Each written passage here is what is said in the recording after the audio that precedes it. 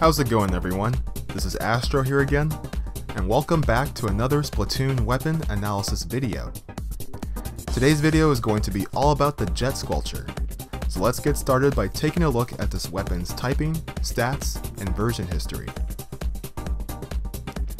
So to start things off, the Jet Squelcher is a main shooter type weapon in Splatoon that can be purchased from the Ammo Night store for a value of 4,000 coins once you have reached level 8. As for its stats, the Jet Squelcher has an excellent range of 80, making it the longest range shooter in the game. And with this range, you can outrange two chargers, the Squipper and the Bamboozler. Its damage and fire rate, however, are on the low side, having a value of 32 and 40 respectively. So you want to use your range to your advantage to keep your enemies as far away as possible. As for its base damage, the Jet Squelcher has a base damage of 31, meaning that you'll be able to splat your enemies in 4 hits. However, if you run some damage up, you can get a 3-hit splat from time to time if your enemies are standing in your ink for a while. And it also helps with fall-off damage as well.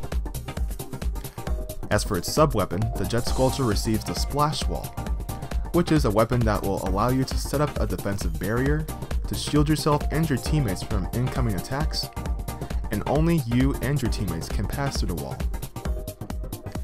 And finally, for its special weapon, the Jet Squelcher receives the Ink Strike, which has its uses in different game modes such as laying down some last second ink in Turf War, capturing the zone in Splat zones, giving your teammates coverage on the tower in Tower Control, and popping the shield in Rainmaker.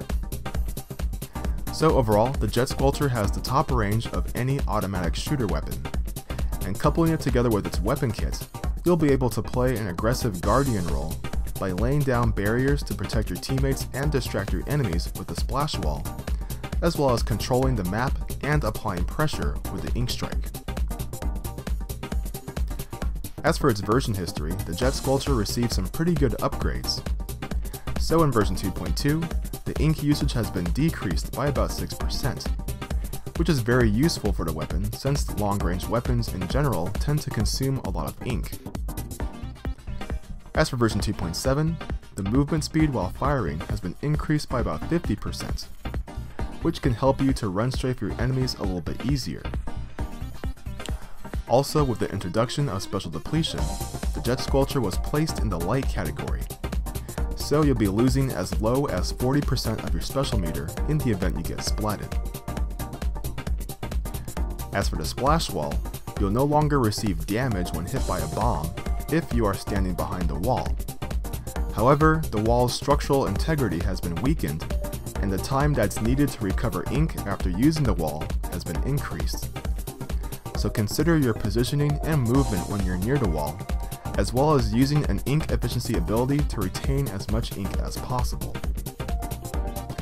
Also, the Splash Wall will take the same amount of time to activate regardless of where it's used on the map, so be sure to keep that in mind. As for the Ink Strike, you'll be able to move a little bit quicker after using the special, thanks to the decrease in character control when you have Special Duration Up equipped on your gear. And you also get the reduction in fire time after selecting your target on your Wii U gamepad. As for recommended abilities to use on your gear, Damage Up is recommended to help with fall-off damage as well as score an occasional 3-hit splat. And even though the weapon received an upgrade in its ink efficiency, any of the ink efficiency abilities such as Ink Saver Main, Ink Saver Sub, or Ink Recovery Up is still recommended to retain as much ink as possible after using the Splash Wall. So with that, let's take a look at a gear build that you can use with the Jet Squelcher. So this build is a general purpose build that the Jet Squelcher can use. So we're going to begin by selecting our headgear, which will be in the form of the Jungle Hat. It uses Ink Saver Main for its main ability, and it features the Firefin brand, which highly favors Ink Saver Sub. As for our clothes, we're going to be using the Part-Time Pirate. It uses Damage Up for its main ability, and it features the Tentatech brand, which highly favors Ink Recovery Up. And finally, for our shoes, we're going to be using the red high tops, which uses ink resistance up for its main ability, and it features the Crack-On brand, which highly favors swim speed up.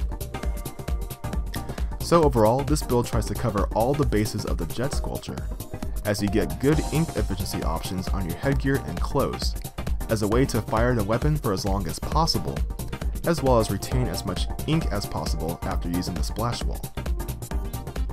The damage up on your clothes is there to help with fall off damage, as well as score a 3-hit splat from time to time. You also get good movement options in the form of swim speed on your shoes, as a way to help you retreat or reposition yourself in the event that things get dicey, as well as swim straight for your enemies. And the ink resistance will keep you mobile if you happen to be stuck in enemy ink. There's also a variation of this build that accomplishes the same purpose, but stacks more swim speed as a way to amplify your movement. So for this build, we're going to be using the Studio headphones for our headgear. It uses Inksaver main for its main ability, and it features the Forge brand, which highly favors special duration up. As for our clothes and shoes, we're going to be using the Rainy Day Tee, as well as the Plum Casuals, both of which feature the Crack-On brand, which highly favors swim speed up. However, for its main ability, the Rainy Day Tee uses Inksaver main, whereas the Plum Casuals uses damage up. So with this build, you can stack swim speed up to swim straight for your enemies, as well as retreat or reposition yourself a bit faster. You can also stack Inksaver main as a way to fire the weapon for as long as possible, as well as retain as much ink as possible after using the splash wall. The damage up once again helps with fall off damage as well as a potential 3-hit splat, and the special duration up will help you to move a little bit quicker after using the ink strike. You do need to be aware of your surroundings when you're near enemy ink, since this build does not use any ink resistance. But if you need a boost in your movement options, then this build should have you covered. But that is the end of this video, everyone, so I'd like to thank you all for watching my analysis on the Jet Squelcher. I hope you found all this information useful. If you did, be sure to give this video a thumbs up, as well as sound off your thoughts on this weapon in the comment section below. I'm also open to learning new things as well, so if there's something that you think I forgot to mention in this presentation, feel free to include that in the comments as well. And subscribe for more videos in the future. So until next time, this is Astro blasting off, and as always, take care, stay fresh, and I hope you all have a great day.